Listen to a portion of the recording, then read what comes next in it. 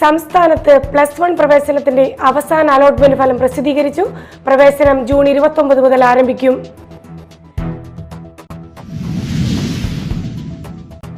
ശബരിമല സ്വർണ്ണ കവർച്ചയിൽ SIT കോടതിയിൽ നൽകുന്ന റിപ്പോർട്ടിന്റെ അടിസ്ഥാനത്തിൽ തുടർ നടപടി സ്വീകരിക്കുമെന്ന് മന്ത്രി കെ മുരളീധരൻ.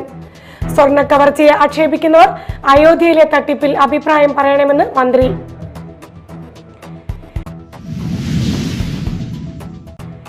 നെടുമ്പാശ്ശേരി അത്താണിയിൽ നിർത്തിയിട്ടിരുന്ന ടാങ്കർ ലോറിയുടെ പിന്നിൽ ബൈക്കിടിച്ച് 2 യുവാക്കൾ മരിച്ചു.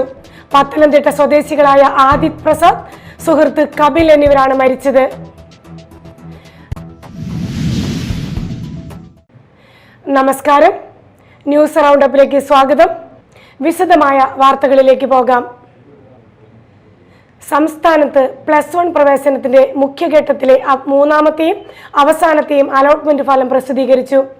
പ്രവേശനം ജൂൺ 29 മുതൽ ആരംഭിക്കും. അലോട്ട്മെന്റ് ലഭിച്ച വിദ്യാർത്ഥികൾ നിശ്ചിത സമയപരിധിക്കുള്ളിൽ പ്രവേശനം ഉറപ്പാക്കണമെന്ന് വിദ്യാഭ്യാസ വകുപ്പ് അറിയിച്ചു. സംസ്ഥാനത്തെ +1 പ്രവേശനത്തിന്റെ മുഖ്യഘട്ടത്തിലെ 3ാമത്തെയും അവസാനത്തെയും അലോട്ട്മെന്റ് ഫലം പ്രസിദ്ധീകരിച്ചു. ഫലം സർക്കാർ ഹയർ സെക്കൻഡറി വെബ്സൈറ്റിന്റെ കാൻഡിഡേറ്റ് ലോഗിനിലുള്ള തേർഡ് അലോട്ട് റിസൾട്ട്സ് ലിങ്കിലൂടെ പരിശോധിക്കാം. അലോട്ട്മെന്റ് ലഭിച്ച വിദ്യാർത്ഥികൾക്ക് ജൂൺ 29 രാവിലെ 11 മണി മുതൽ പ്രവേശനം നേടാം. പ്രവേശന നടപടികൾ ജൂലൈ 3 വൈകിട്ട് 5 മണിയോടെ അവസാനിക്കും. അലോട്ട്മെന്റ് ലഭിച്ചിട്ടും പ്രവേശനം നേടാത്ത വിദ്യാർത്ഥികളെ തുടർന്നുള്ള അലോട്ട്മെന്റുകളിൽ പരിഗണിക്കില്ലെന്ന് അധികൃതർ അറിയിച്ചു. 1, 2 അലോട്ട്മെന്റുകളിൽ താൽക്കാലിക പ്രവേശനം നേടിയവർക്ക് ഈ ഘട്ടത്തിൽ ഉയർന്ന ഓപ്ഷൻ ലഭിച്ചില്ലെങ്കിൽ പുതിയ അലോട്ട്മെന്റ് ലെറ്റർ ആവശ്യമില്ല. എന്നാൽ താൽക്കാലിക പ്രവേശനത്തിലുള്ളവർക്ക് ഇനി ഹയർ ഓപ്ഷൻ നിലനിർത്താൻ അവസരമുണ്ടാകില്ല. അതിനാൽ അലോട്ട്മെന്റ് ലഭിച്ച എല്ലാ വിദ്യാർത്ഥികളും ഫീസ് അടച്ച് സ്ഥിരപ്രവേശനം ഉറപ്പാക്കണം. അലോട്ട്മെന്റ് ലെറ്ററിൽ രേഖപ്പെടുത്തിയ ഫീസ് മാത്രമേ അടയ്ക്കേണ്ടതുള്ളൂ. വിദ്യാർത്ഥികൾ അപേക്ഷിച്ച സ്കൂളുകളിലെ കാറ്റഗറി അടിസ്ഥാനത്തിലുള്ള അവസാന റാങ്ക് വിവരങ്ങളും പരിശോധിക്കാം. അസൽ സർട്ടിഫിക്കറ്റുകൾ, വിടുതൽ സർട്ടിഫിക്കറ്റ്, സ്വഭാവ സർട്ടിഫിക്കറ്റ് എന്നിവ പ്രവേശന സമയത്ത് നിർബന്ധമായും ഹാജരാക്കണം. ചില സർട്ടിഫിക്കറ്റുകൾ ലഭ്യമല്ലാത്ത സാഹചര്യത്തിൽ സമയം അനുവദിക്കുമെന്നും സമർപ്പിക്കുന്ന പകർപ്പുകളുടെ സാധ്യത സ്കൂൾ അധികൃതർ ഓൺലൈനായി പരിശോധിക്കുമെന്നും അറിയിച്ചിട്ടുണ്ട്. 3ാം അലോട്ട്മെന്റിനൊപ്പം വിവിധ കോട്ടകളിലെ പ്രവേശനങ്ങൾ നടക്കുന്നതിനാൽ വിദ്യാർത്ഥികൾക്ക് ലഭിക്കുന്ന അവസരങ്ങളിൽ ഏറ്റവും അനുയോജ്യമായത് തിരഞ്ഞെടുക്കണമെന്നും അധികൃതർ നിർദ്ദേശിച്ചു. News desk media time. Sabarimala സ്വർണ്ണ കവർച്ചയിൽ SIT കോടതിയിൽ നൽകുന്ന റിപ്പോർട്ടിന്റെ അടിസ്ഥാനത്തിൽ തുടർ നടപടി സ്വീകരിക്കുമെന്ന് മന്ത്രി കെ മുരളീധരൻ.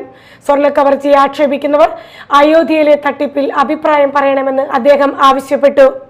രാജ്യം ഭരിക്കുന്നവർ ഈ കാര്യത്തിൽ മറുപടി പറയണമെന്നും അദ്ദേഹം തിരുവനന്തപുരത്ത് മാധ്യമങ്ങളോട് പറഞ്ഞു. സ്വർണ്ണക്കൊള്ളയെക്കുറിച്ച് ആക്ഷേപിക്കുന്ന ചിലരോട് ചോദിക്കാനുള്ളത് അയോധ്യയുടെ എന്താണ് സ്ഥിതി എന്നും കൂടെ ഒന്ന് അറിയണം. ഇതിപ്പോൾ ശബരിമല ചില ആൾക്കാർ ദിവസേന പറയുന്നുണ്ട്. അവർ പറയുന്നതിൻ്റെ വികാരങ്ങളൊക്കെ ഉൾക്കൊള്ളുന്നുണ്ട്. പക്ഷേ ഇതുപോലെ ഭക്തജനങ്ങളുടെ വികാരം അയോധ്യയിലുണ്ടല്ലോ. അയോധ്യയിലെ വികാരം വളരെയധികം ആവേശത്തോടെ പറഞ്ഞവരാണല്ലോ ഇപ്പോൾ രാജ്യം ഭരിക്കുന്നത്. എന്തുകൊണ്ട് അയോധ്യയിലെ സ്വർണം കെട്ടു അതും കൂടെ പറയണം. ഏതായാലും SITയുടെ റിപ്പോർട്ട് അനുസരിച്ച് തുടർ നടപടികൾ സർക്കാർ സ്വീകരിക്കും.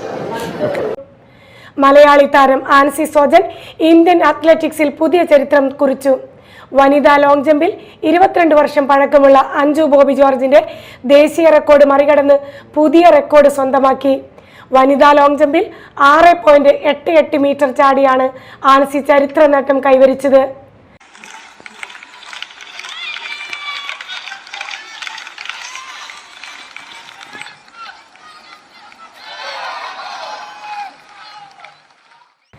ഭുവനേശ്വറിൽ നടക്കുന്ന ദേശീയ ഇൻഡസ്ട്രേറ്റ് സീനിയർ അത്ലറ്റിക്സ് ചാമ്പ്യൻഷിപ്പിൽ മലയാളി താരം ആൻസി സോജൻ ദേശീയ റെക്കോർഡ് സ്വന്തമാക്കി. വനിതാ ലോങ് ജമ്പിൽ 6.88 മീറ്റർ ചാടിയാണ് ആൻസി ചരിത്ര നേട്ടം കൈവരിച്ചത്. 2004 അഞ്ജു ബോബി ജോർജ് സ്ഥാപിച്ച 6.83 മീറ്റർ ദേശീയ റെക്കോർഡാണ് ആൻസി മറികടന്നത്. 22 വർഷം പഴക്കമുള്ള റെക്കോർഡ് 5ാം ശ്രമത്തിലാണ് താരം തിരുത്തി കുറിച്ചത്. മത്സരത്തിന്റെ തുടക്കം മുതൽ മികച്ച പ്രകടനം കാഴ്ചവെച്ച ആൻസി സോജൻ ഈ നേട്ടത്തോടെ ദേശീയ ചാമ്പ്യൻഷിപ്പിലെ സ്വർണ്ണ മെഡലും സ്വന്തമാക്കി. ഏഷ്യൻ അത്ലറ്റിക് ചരിത്രത്തിലെ ഏറ്റവും മികച്ച 8ാമത്തെ ദൂരമാണ് ആൻസിയുടെ 6.88 മീറ്റർ ചാട്ടം. കഴിഞ്ഞ 2 പതിറ്റാണ്ടിനിടെ 6.85 മീറ്ററിലധികം ചാടുന്ന 2ാമത്തെ ഏഷ്യൻ വനിത എന്ന നേട്ടവും താരം സ്വന്തമാക്കി. ഇതോടെ വരാനിരിക്കുന്ന ഏഷ്യൻ ഗെയിംസിനുള്ള അത്ലറ്റിക് ഫെഡറേഷൻ ഓഫ് ഇന്ത്യയുടെ യോഗ്യതാ മാർക്കും ആൻസി മറികടന്നു. Sports desk, media time. സംസ്ഥാനത്ത് ശക്തമായ മഴ തുടരുമെന്ന് കാലാവസ്ഥാ വകുപ്പ്. ഇന്ന് 6 ജില്ലകളിൽ ഓറഞ്ച് അലർട്ട് പ്രഖ്യാപിച്ചു. ഇടിമിന്നലോടുകൂടിയ ശക്തമായ മഴയ്ക്കും ശക്തമായ കാറ്റിനും സാധ്യതയുണ്ടെന്നാണ് കാലാവസ്ഥാ വകുപ്പിന്റെ മുന്നറിയിപ്പ്. സംസ്ഥാനത്ത് ശക്തമായ മഴയ്ക്ക് സാധ്യതയെന്ന് കേന്ദ്ര കാലാവസ്ഥാ വകുപ്പ് അറിയിച്ചു. ഇന്ന് ഇടുക്കി, എറണാകുളം, കോഴിക്കോട്, വയനാട്, കണ്ണൂർ, കാസർഗോഡ് ജില്ലകളിൽ ഓറഞ്ച് അലർട്ട് പ്രഖ്യാപിച്ചു. ഈ ജില്ലകളിൽ ശക്തമായ മഴയ്ക്കാണ് സാധ്യത. മറ്റു ജില്ലകളിൽ യെല്ലോ അലർട്ടും നിലവിലുണ്ട്. കണ്ണൂരും കാസർഗോഡും നാളെയും ഓറഞ്ച് അലർട്ട് തുടരും. മറ്റു ജില്ലകളിൽ നാളെ യെല്ലോ അലർട്ടായിരിക്കും. ബുധനാഴ്ച വരെ വടക്കൻ ജില്ലകളിൽ ശക്തമായ മഴ തുടരുമെന്ന് മുന്നറിയിപ്പ്. അടുത്ത 3 മണിക്കൂറിൽ ഓറഞ്ച് അലർട്ട് ജില്ലകളിൽ ഒറ്റപ്പെട്ട സ്ഥലങ്ങളിൽ ഇടിമിന്നലോടുകൂടിയ ഇടത്തരം മഴയ്ക്കും മണിക്കൂറിൽ 50 കിലോമീറ്റർ വരെ വേഗത്തിൽ ശക്തമായ കാറ്റിനും സാധ്യതയുണ്ട്. മറ്റ് ജില്ലകളിൽ ഇടത്തരം മഴയും മണിക്കൂറിൽ 40 കിലോമീറ്റർ വരെ വേഗത്തിൽ കാറ്റിനും സാധ്യതയുണ്ടെന്ന് കാലാവസ്ഥാ വകുപ്പ് അറിയിച്ചു. Media time, Kochi. വാർത്തകൾ ഒറ്റനോട്ടത്തിൽ.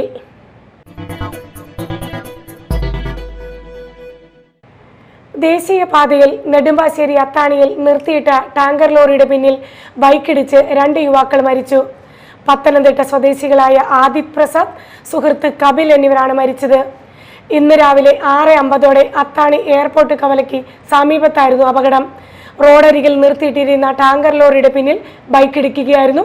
അപകടത്തിൽ ആദിത് പ്രസാദ് സംഭവ സ്ഥലത്ത് വെച്ച് തന്നെ മരിച്ചു. ഗുരുതരമായി പരിക്കേറ്റ കപിലിനെ ഉടൻ അങ്കമാലി LF ആശുപത്രിയിൽ എത്തിച്ചെങ്കിലും ജീവൻ രക്ഷിക്കാനായില്ല. അപകടത്തിന്റെ സാഹചര്യങ്ങളെക്കുറിച്ച് നെടുമ്പാശ്ശേരി പോലീസ് അന്വേഷണം ആരംഭിച്ചു. മാള പോലീസ് സ്റ്റേഷനിലെ SC/ST മോണിറ്ററിംഗ് കമ്മിറ്റിയുടെ ആഭിമുഖ്യത്തിൽ വിജയസ്മിതം വിദ്യാഭ്യാസ പുരസ്കാര വിതരണവും അനുമോദന സമ്മേളനവും സംഘടിപ്പിച്ചു. Mala police station sub inspector Sudhakaran അധ്യക്ഷത വഹിച്ചു. വിവിധ പരീക്ഷകളിൽ മികച്ച വിജയം നേടിയ വിദ്യാർത്ഥികൾക്ക് ചടങ്ങിൽ വിദ്യാഭ്യാസ പുരസ്കാരങ്ങൾ വിതരണം ചെയ്തു. അകാലത്തിൽ വേർപിരിഞ്ഞ മുൻ സ്റ്റേഷൻ ഹൗസ് ഓഫീസറുടെ സ്മരണയ്ക്കായി ചടങ്ങിൽ അനുശോചനം രേഖപ്പെടുത്തി. ഉദയൻ മറ്റത്തിൽ, ശിവകുമാർ എന്നിവർ സംസാരിച്ചു.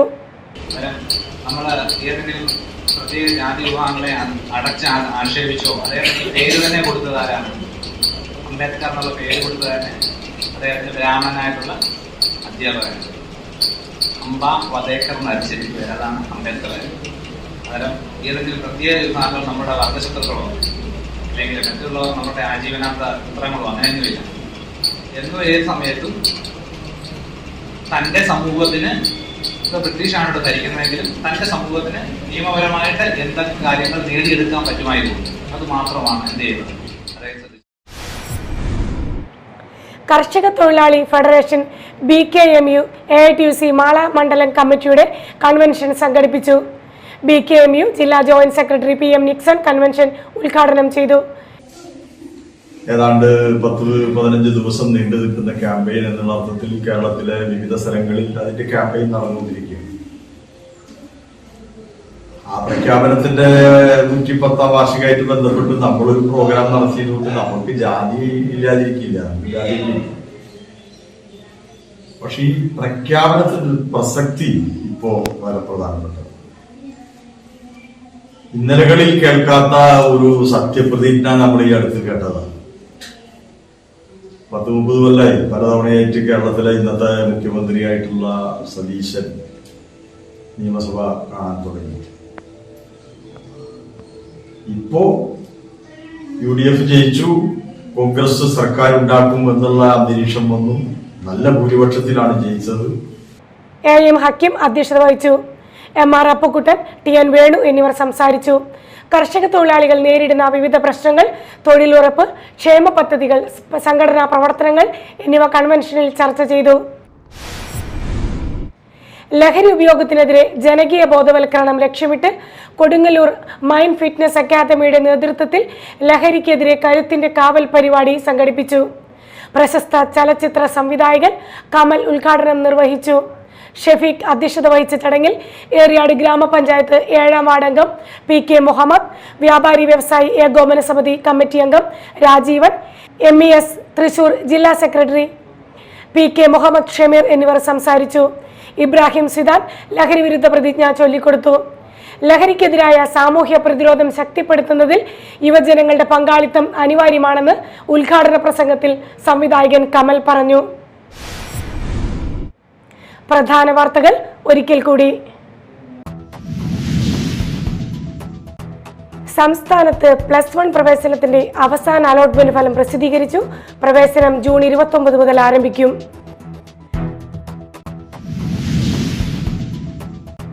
ശബരിമല സ്വർണ്ണ കവർച്ചയിൽ SIT കോടതിയിൽ നൽകുന്ന റിപ്പോർട്ടിന്റെ അടിസ്ഥാനത്തിൽ തുടർ നടപടി സ്വീകരിക്കുമെന്ന് മന്ത്രി കെ മുരളീധരൻ. സ്വർണ്ണ കവർച്ചയെ ആക്ഷേപിക്കുന്നവർ അയോധ്യയിലെ തട്ടിപ്പിൽ അഭിപ്രായം പറയണമെന്ന് മന്ത്രി.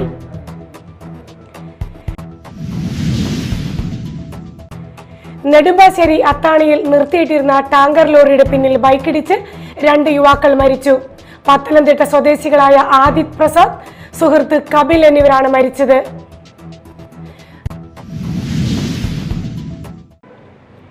ന്യൂസ് റൗണ്ടപ്പ് സമാപിച്ചു. നമസ്കാരം.